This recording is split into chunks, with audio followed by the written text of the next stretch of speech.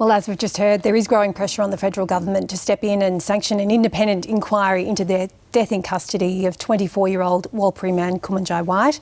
It follows rallies and vigils held across the country in recent days. An independent Senator, Lidia Thorpe, joins us now in the studio. Good morning to you, Senator. I want to get your response to the federal government in a moment. But first, if I could, you've sat alongside the families of so many people whose relatives have died in custody. It's a particular kind of acute pain that we as Aboriginal people understand, but I wondered if you could explain for the audience what it's like for those families and what it's been like for you to sit along and have a real up-close look at that kind of pain. Well, it's just ongoing trauma and pain and loss and fear. With so many deaths in custody, almost 600 deaths in custody that we know of, it's a question in everyone's mind of when will this end? When will this ongoing trauma and pain and loss end for our people? It puts fear into parents, particularly about their kids, their boys growing up.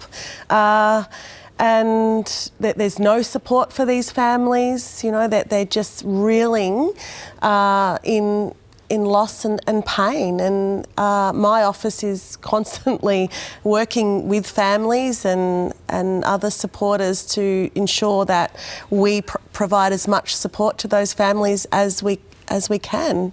It's hard as an independent office with only, you know, myself and a small team, but no one else is doing it, Bridget, and that's part of the problem. How does this, when you have two deaths like we've seen in the Northern Territory, how does that then change the relationship with police and what people think of police in their communities? Well, you can't trust the police. When there is no justice, there is no peace. And we know that particularly through the Kumanjayi Walker inquiry and what the coroners, the investigation going on there, that the Northern Territory police have been found to be racist. So how can we trust police when they're known racists to do the right thing by our people? So there's a real distrust out there, and we need to, get that trust back into our communities through federal leadership. There's been no oversight of the 339 recommendations at the federal level since the demise of ATSIC, and that was 20 years ago. I've been talking to the Social Justice Commissioner to see if they could take on the responsibility. They've agreed to that, but the federal government have not provided the resources that go with that.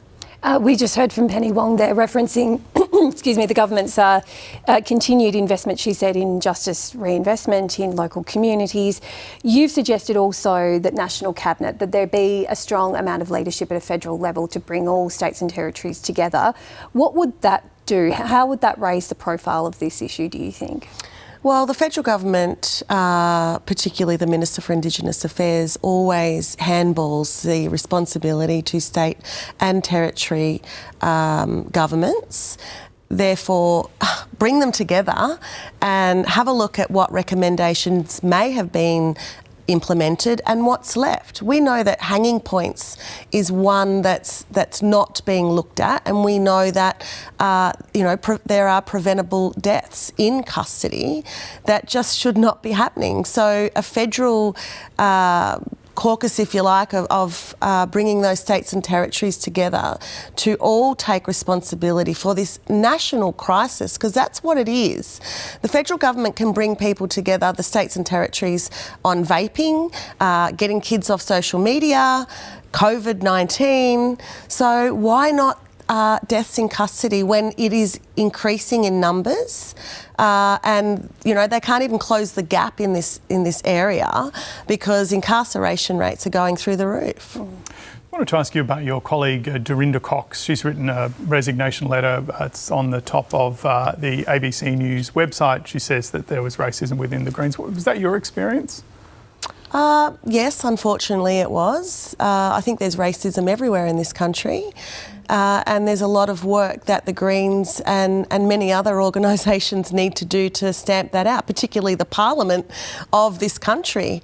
So yes, there's work to do, and I think with the Black Greens, a very strong, staunch Black Greens collective that are part of the Greens, if they just listen to them, they could sort a lot of that out. So there is still First Nations membership at a grassroots level, yes, or engagement. Yes, you're not going back though. You're no, not at all.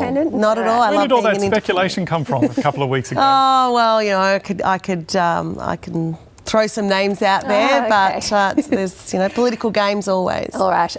Now on another issue, Indigenous procurement. It looks like a lot of contracts aren't being enforced under that big push to get more Indigenous businesses engaged in Commonwealth contracts. Is this concerning to you?